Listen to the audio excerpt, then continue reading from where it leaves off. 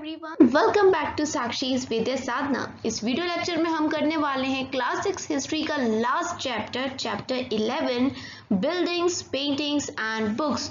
इसके साथ ही class 6 history के पूरे चैप्टर्स, पूरी सीरीज कंप्लीट हो जाएगी और मैं क्लास 7 की हिस्ट्री की सीरीज बनाना स्टार्ट कर दूंगी।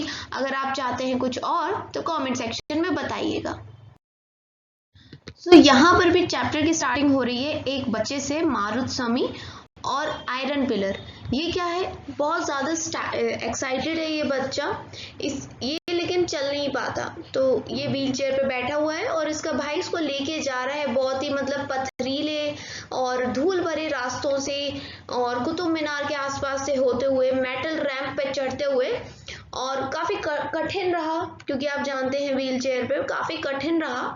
लेकिन अब वो एक फेमस आयरन पिलर है उसके सामने आ चुका है और इन बच्चों के लिए जो एक्सपीरियंस है वो अनफॉरगेटेबल रहा। तो आइए पढ़ते हैं, यानी हम कुछ मेटल्स, आयरन पिलर और इन सारी चीज़ों के बारे में पढ़ने वाले हैं। मेटलर्जी क्या होता है? ये metallurgy, Ancient Indian metallurgists made major contribution to the metallurgical history of the world। पूरे वर्ल्ड की अगर बात करी जाए मेटलर्जी की, तो जो हमारे इंडिया के जो पुराने हमारे एंशियंट लोग हैं, इन्होंने बहुत ज़्यादा कंट्रीब्यूट किया है। ऐसी ऐसी चीज़ें बनाई हैं जो आज तक की डेट में, जिनमें ना जंग लगी है ना वो खराब हुई हैं। जो आर्कियोलॉजिकल एक्सकेवेशंस हुए हैं, जैसे कि हड़प्पा में हुए हैं, वहाँ से हमें कॉपर की मेटलर्जी की बहुत सारी चीज़ें मिली। They even manufactured bronze by mixing copper and tin. देखो यहाँ पर ब्रॉन्ज को बेटा अलॉय बोलेंगे, ये कोई मेटल नहीं है। अलॉय होता है एक या दो या दो से ज़्यादा, जब हम मेटल्स को मिलाते हैं एक नई धातु, एक नई चीज़ बन जाती है, उसको हम अलॉय कहते हैं। यहाँ पर इन लोगों ने, पुराने लोगों ने कॉपर और टिन को मिला दिया था, तो एक नई चीज़ बन गई थी ब्रॉन्ज, जिसको हम आज कांच से कहते हैं, है ना। और ब्रॉन्ज मेडल भी दिया जाता है, वही चीज़ है ये, कॉपर और टिन को मिलाने से बनता है। While the Harappas belong to the Bronze Age, bronze की जब खोज हुई, ब्रॉन्ज जब बनाया गया था, उस जमाने में हड़प्पा के लोग रहा करते थे। और जब हड़प्पा के लोग के बाद उनके बच्चे आए, उनके बच्चों के बच्चे आए, आगे के लोग आए, तो वो शुरुआत होती है अपनी आयरन एज की। लोहे की खोज हो गई थी और लोहे से जुड़े हथियार बनने लगे थे। इंडिया ने अब तक बहुत तरह तरह के iron forge, iron road iron और कास्ट आयरन के अलग अलग एडवांस चीज़ें प्रोड्यूस करी हैं। इस वीडियो लेक्चर में हम पर्टिकुलर उन सारी चीज़ों को डिस्कस करने वाले हैं। सबसे पहले हम आयरन पिलर के बारे में पढ़ने वाले हैं, जिसके सामने ये बच्चे थे। आयरन पिलर कहाँ पर है? ये महरौली, दिल्ली के अंदर है और एक रिमार्केबल एग्जाम्पल है हमारे इंडिया के कारीगरों का। It is made of iron, 7.2 metre high and weighs over 3 tons। ये लोहे का बना हुआ है पूरा। कितनी इसकी लंबाई है आपको ये याद रखनी है, 7.2 मीटर हाई है बेटा, और लगभग 3 टन भारी है ये। इसको करीबन 1500 साल पहले बनाया गया था।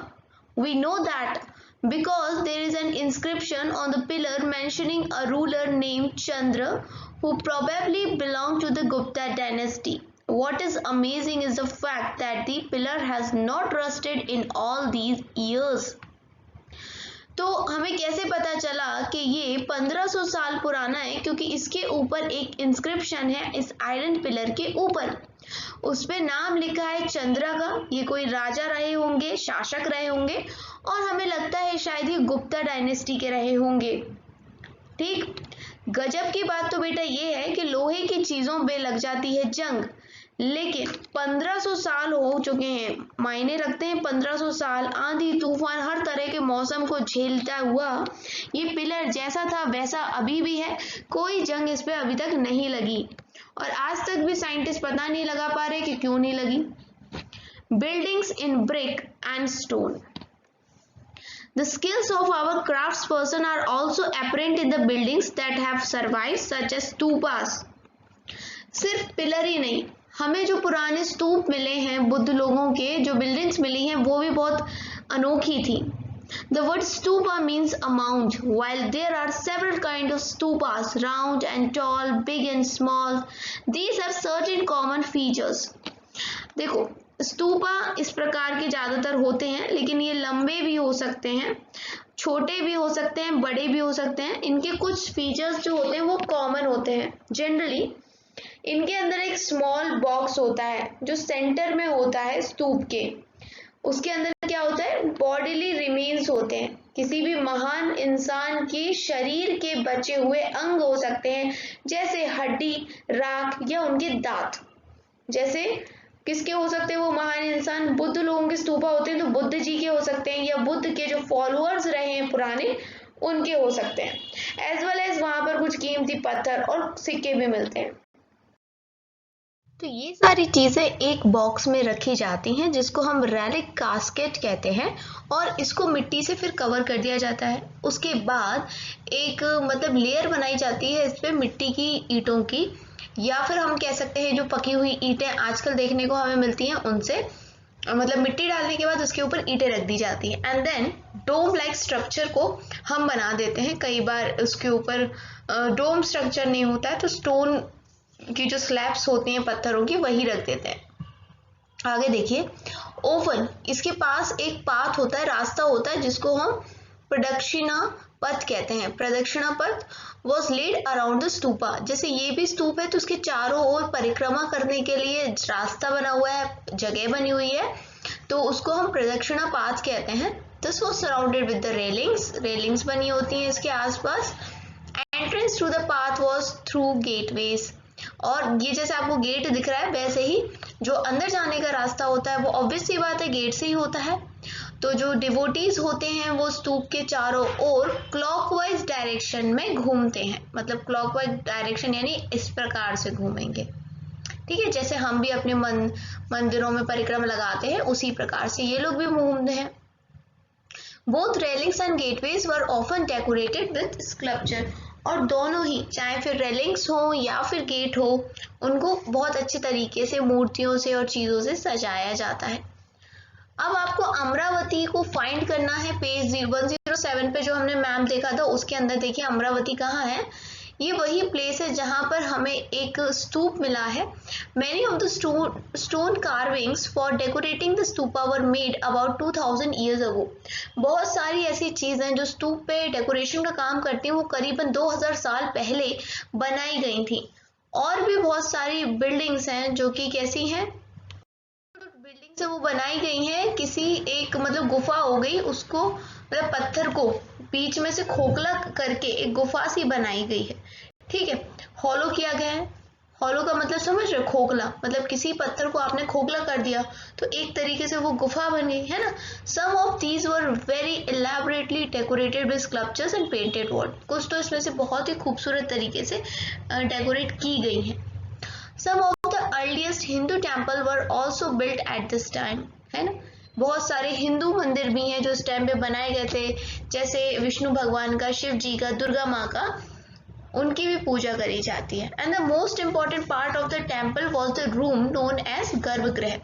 टेम्पल के अंदर सबसे इम्पॉर्टेंट चीज क्या होती है? तो वो गर्भगृह होता है, जहाँ पर हम जो भगवान की मूर्ति है उसे रखते हैं, और यहाँ पर जो पुजारी होते हैं वो सारे विधि विधान से पूजा करते हैं। ठीक है, तो आपने देखा होगा मंदिर इतना बड़ा होता है, मतलब काफी बड़ा मंदिर होगा, लेकिन यहाँ पर एक सेंटर अंदर जाके एक जगह होगी जहाँ मूर्ति रहती है भगवान की, उसी को अपन गर्भगृह कहते हैं।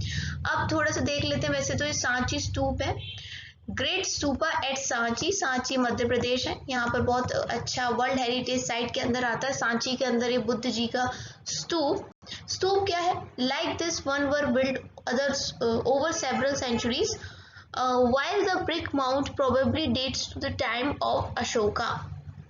मतलब ये जो स्तूप है पहले ही बन गया था, लेकिन इसके ऊपर से जो मिट्टियों का ये माउंट बनाया है मिट्टी और ईंटों का, ये अशोक के टाइम पे बना होगा। और इसके बाद ये जो रेलिंग्स और गेटवे हैं इनको आगे जाके बाद में, अशोका के बाद आने वाले राजाओं ने इसमें गेट और रेलिंग्स बनवाई थी। लेफ्ट में हमें एक स्कल्पचर देखने को मिल रहा है अमरावती से। ठीक है, ये ठीक है, इस पे भी कुछ हाथी जैसे देखो बने हुए हैं, तो इस प्रकार के डिफरेंट डिफरेंट स्कल्पचर्स देखने को हमें मिलते रहे टाइम टू टाइम। तो यहाँ पर देखिए, अभी मैंने आपको बताया था गर्भगृह क्या होता है मंदिर के अंदर, और फिर यहाँ पर बताया गया है एक जगह भीतर गांव, तो वहां पर मंदिर है और मंदिर के जो गर्भगृह है, गर्भगृह के ऊपर एक लंबा सा टावर टाइप का होता है जिसको हम शिखर कहते हैं या शिकारा बोल दीजिए, वैसे हिंदी में इसको शिखर ही कहते हैं, चोटी, ठीक है। और एक जगह होती है जहां पर लोग इकट्ठा होते हैं, उसे मंडप कहते हैं। आपके पे जो पेज 7 पे मैप बना हुआ है वहां पर आपको फाइंड करना है महाबलीपुरम और ऐहोल। यहाँ पर पत्थरों के बहुत खूबसूरत खूबसूरत मंदिर बने हैं, उनमें से कुछ यहाँ आपको स्क्रीन पे दिखाई दे रहे हैं, आपकी बुक में है। मैं इनको बताऊंगी, उससे पहले मैं जरा आपको एक बार और बताऊं। सपोज ये कोई अपना मंदिर है, ठीक, ये मंदिर है, तो इस मंदिर में यहाँ पर एक जगह होती है, ज्यादातर मंदिर कुछ इसी प्रकार के होते हैं, यहाँ पर अपने भगवान जी रखे हैं, ठीक। तो इसकी परिक्रमा लगाने के लिए ये पीछे से ये इतना स्पेस है लोगों के पास, इसमें तो परिक्रमा लग जाएगी। और लोग खड़े कहाँ होते हैं, यहाँ लोग खड़े होते हैं। तो जहाँ ये लोग खड़े होते हैं, जहाँ मैं अभी पेन चला रही हूँ, इसको हम मंडप कहेंगे। जिस जगह पे अपने भगवान रखे जाएंगे, ये जीव और गर्भगृह हो गया, और ये क्या हो गया, मंडप हो गया, क्योंकि यहाँ पर लोग खड़े होते हैं। मैं एम लिख देती हूँ। फिर मंदिर के ऊपर ये इस प्रकार की छोटी सी बनी होती है, देखो हर मंदिर में, मैं पेन चला रही हूँ, ये देखिए, इसी को अपन क्या कहते हैं, शिकरा कहते हैं, ठीक। अब जरा देख लेते हैं पिक्चर में कौन कौन से मंदिर दिए गए हैं। तो सबसे पहले दिया गया है भीतर गांव, एक जगह है उत्तर प्रदेश की, यहाँ पर 1500 साल पुराना एक मंदिर है जो कि पकी हुई ईंटों से बनाया गया है। पकी हुई ईंट इसलिए कह रही हूँ क्योंकि पहले मिट्टी की कच्ची ईंटों का ही यूज किया जाता था, बाद में उन्हें आग में पकाना शुरू किया।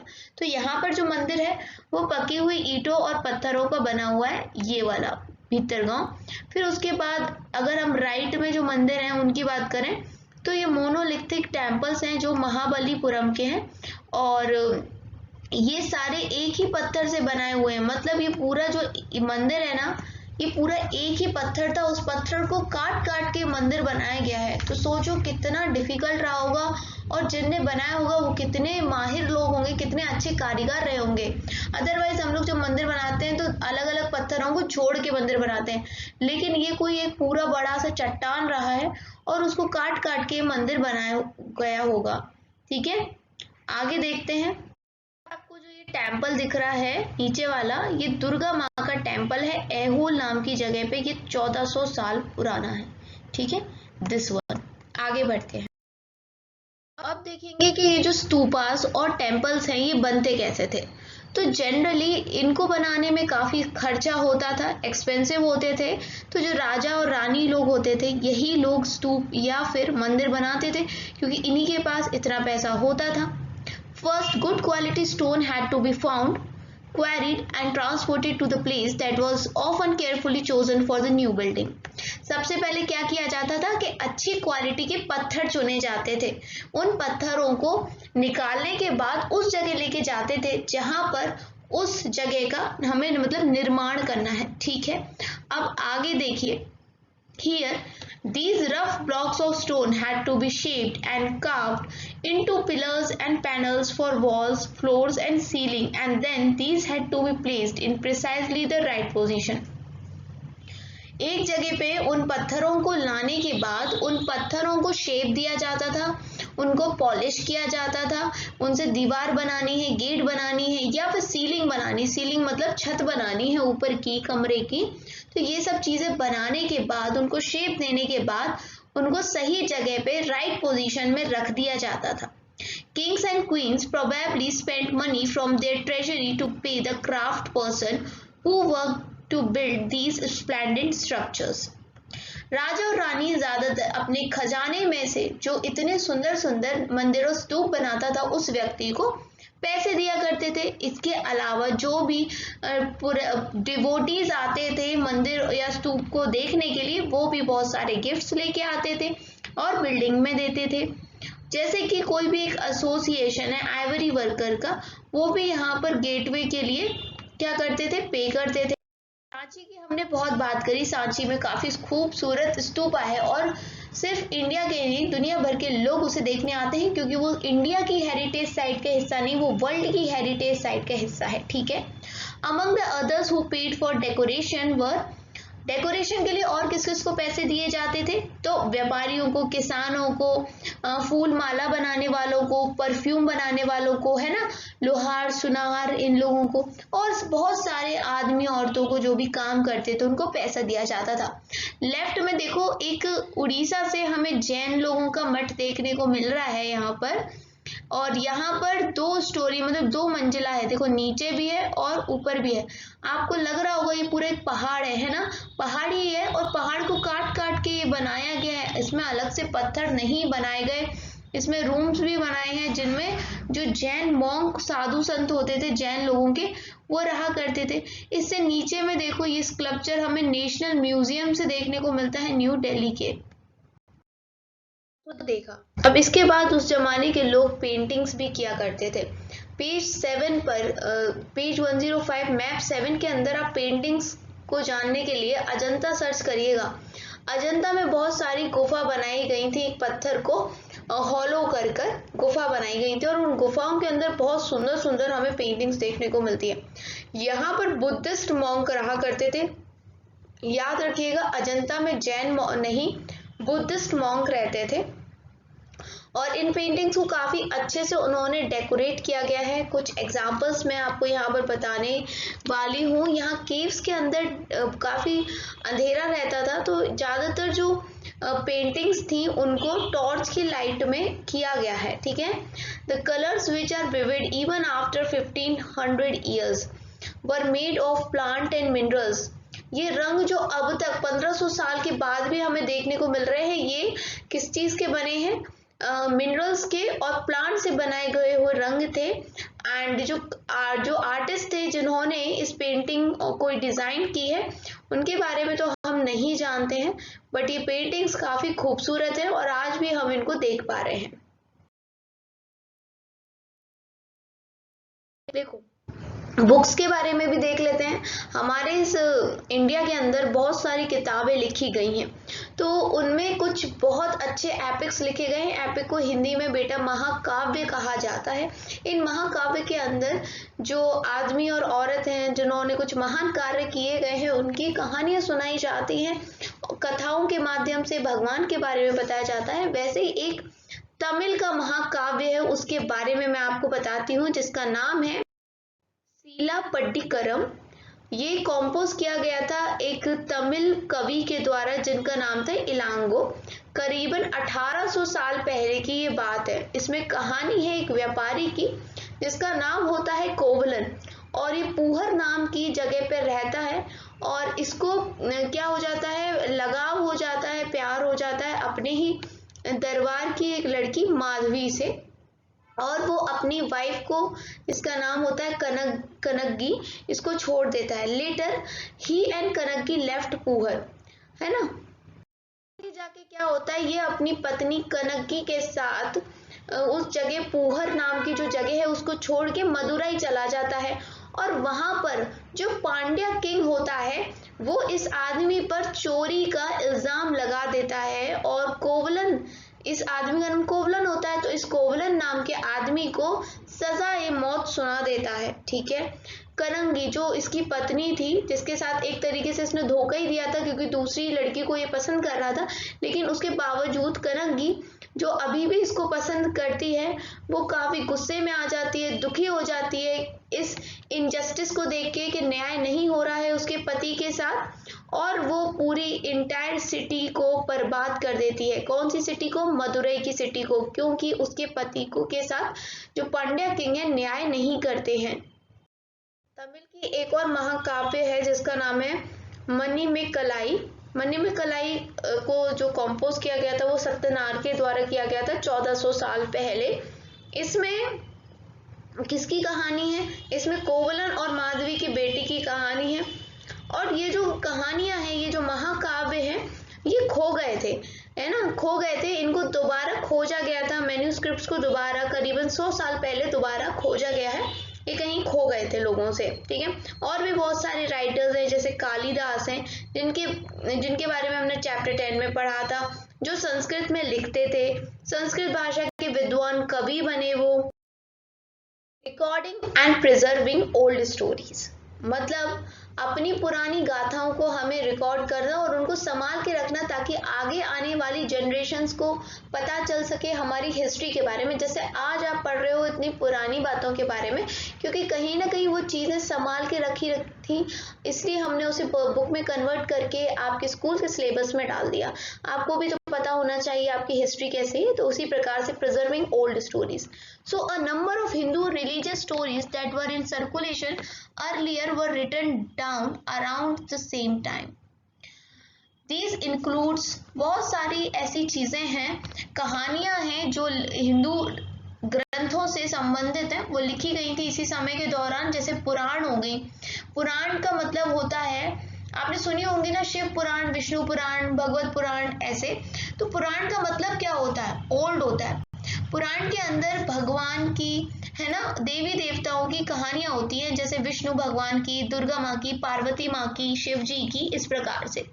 और बहुत सारी डिटेल भी होती है कि कैसे हमें इनकी पूजा अर्चना करनी चाहिए। इसके अलावा दुनिया कैसे बनी, राजाओं के बारे में और बहुत अन्य जानकारियां भी पुराण के अंदर दी जाती है।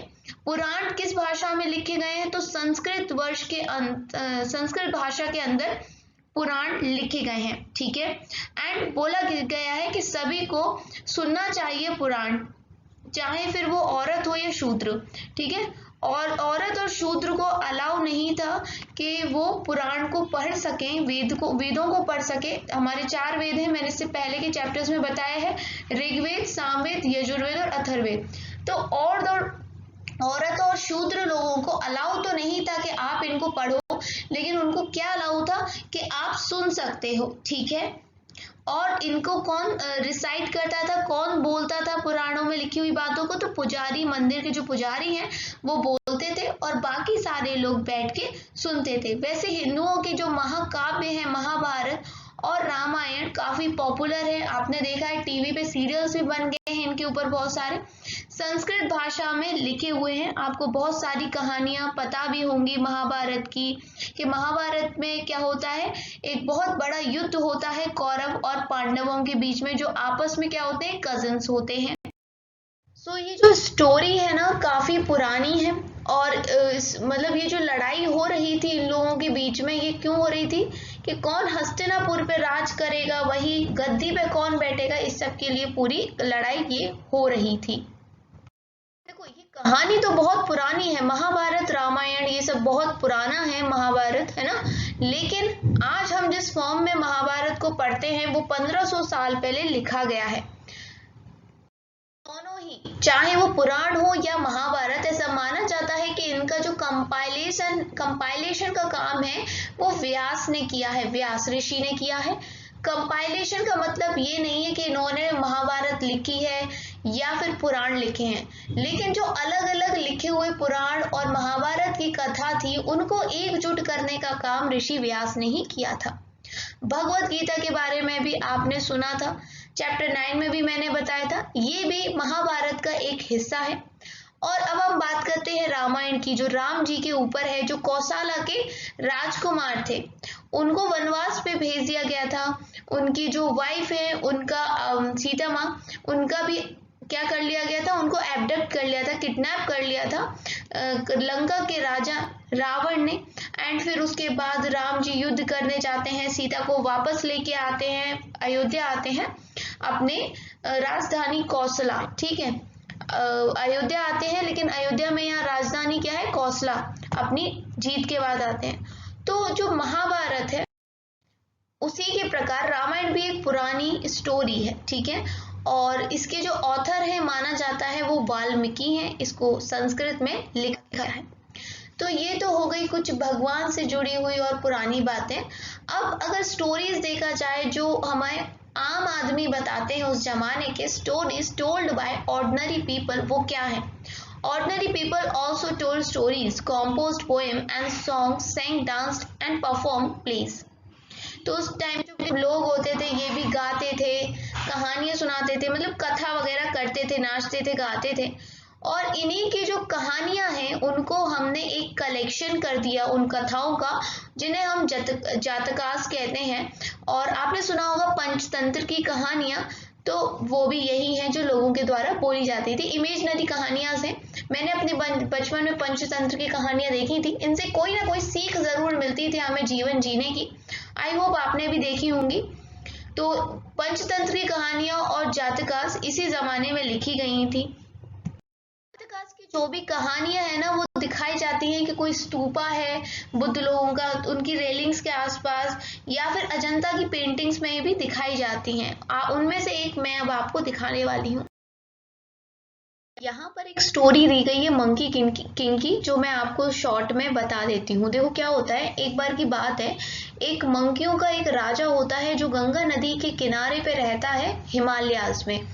कम से कम उसके जो फॉलोअर्स होते हैं वो 80,000 होते हैं, बहुत सारे उसके फॉलोअर्स होते हैं। और एक स्पेशल आम का ट्री होता है, उसके फ्रूट्स ये लोग खाते हैं जो काफी ज्यादा स्वीट होते हैं। ये जो आम है ना, ये नॉर्मल प्लेन वाले एरिया में नहीं उगते, हिमालयस में ही उगते हैं। तो एक बार क्या होता है, एक पका हुआ आम नीचे गिर जाता है नदी में, और बहते बहते कहाँ चला जाता है, बनारस चला जाता है।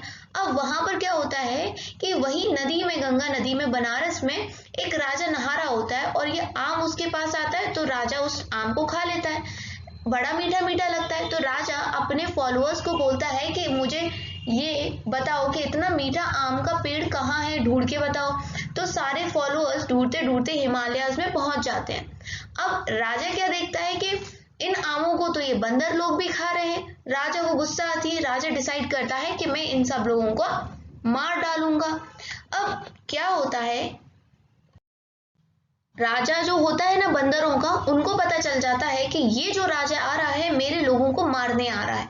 तो वो अपना कोई प्लान चलाते हैं। वो सारा, बंदर की बात कर रही हूँ, बंदर राजा की बात कर रही हूँ, वो सारे पेड़ों की टहनियों को तोड़ता है और एक ब्रिज बनाने की कोशिश करता है, जिससे एक छोर से दूसरे छोर पर उसके जो फॉलोअर्स हैं, बाकी बंदर हैं, वो नदी को क्रॉस करके पहुंच जाएंगे, तो राजा से बच जाएंगे। ठीक है। अब वो बहुत मेहनत करता है और पुल बनाने की कोशिश करता है। अब इस सब से वो थक जाता है और नीचे गिर के मर जाता है। ये सब देखने के बाद जो ह्यूमन किंग था, मतलब ये जो राजा था ना आदमियों वाला, ये देखता है और उसको बहुत कोशिश करता है कि वो बंदर राजा को बचा ले, लेकिन बचा नहीं पाता है, दुखी होता है और उसकी डेथ पे शोक जताता है, और फिर बंदर राजा को फुल रिस्पेक्ट देता है। तो ये रही कहानी।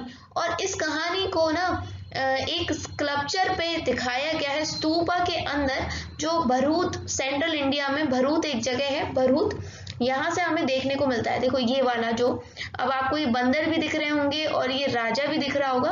आप ये बताओ ये कौन सा वाला सीन इसमें दिखाने की कोशिश की गई है। देखो बंदर कितने सारे हैं और ये इंसान है।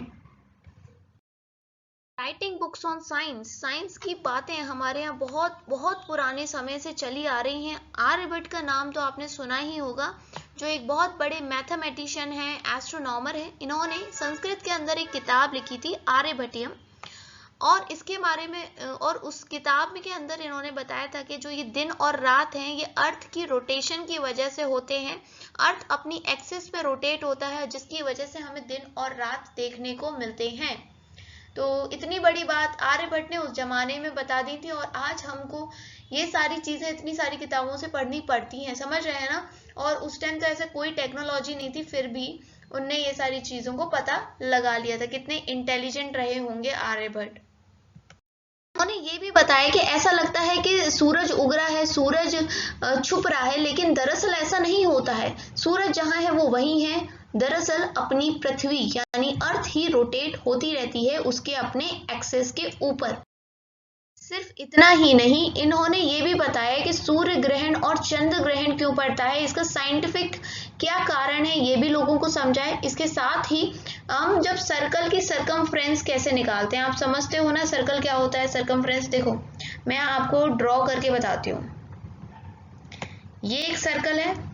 अब इस सर्कल की सरकमफ्रेंस क्या होगी, ये जो गोल गोल है ना पूरा, ये इसकी सरकमफ्रेंस होगी। तो आज के टाइम पे हम 2πr, जब आप बड़ी क्लासेस में आ जाओगे ना तो बेटा ये याद, ये फॉर्मूला होता है तो इसी फॉर्मूले से आज हम निकालते हैं, और उतने पुराने ज़माने में भी उतनी एक्यूरेसी से वो सरकमफ्रेंस किसी भी सर्कल की निकाल पाते थे।